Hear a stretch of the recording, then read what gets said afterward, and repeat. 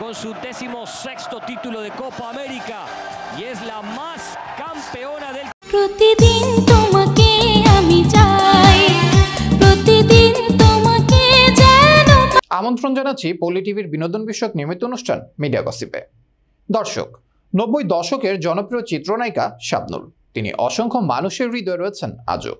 গুণী অভিনেত্রী শাবনূর ফুটবল খেলার বিশেষ ভক্ত। কোপা আমেরিকার ফাইনাল ম্যাচ দেখে ফেসবুকে পোস্ট দিয়েছেন তিনি। বিস্তারিত জানাতে সঙ্গে রয়েছি আমি আবরার মাহি। চলুন দেখে আসি ডেস্ক রিপোর্টে। সামাজিক যোগাযোগ মাধ্যমে পোস্ট দিয়ে তিনি জানালেন, আর্জেন্টিনার সাপোর্টারদের খুশিতে তিনিও খুশি। 3টি ছবি শেয়ার করে এই অভিনেত্রী ক্যাপশনে লিখেছেন, অভিনন্দন আর্জেন্টিনা, আমি যখন সময় পাই ফুটবল খেলা দেখি, ফুটবল আমারও প্রিয় খেলা। তিনি আরো বলেন, আজ যারা আর্জেন্টিনাকে সাপোর্ট করেছেন তাদের আনন্দ দেখে আমিও অনেক খুশি।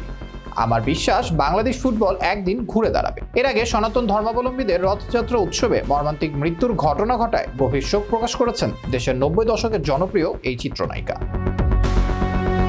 দীর্ঘদিন পর রঙ্গনা নামের সিনেমায় কাজ করেছেন তিনি। ছবির প্রথম লটের শুটিং সম্পন্ন হয়েছে।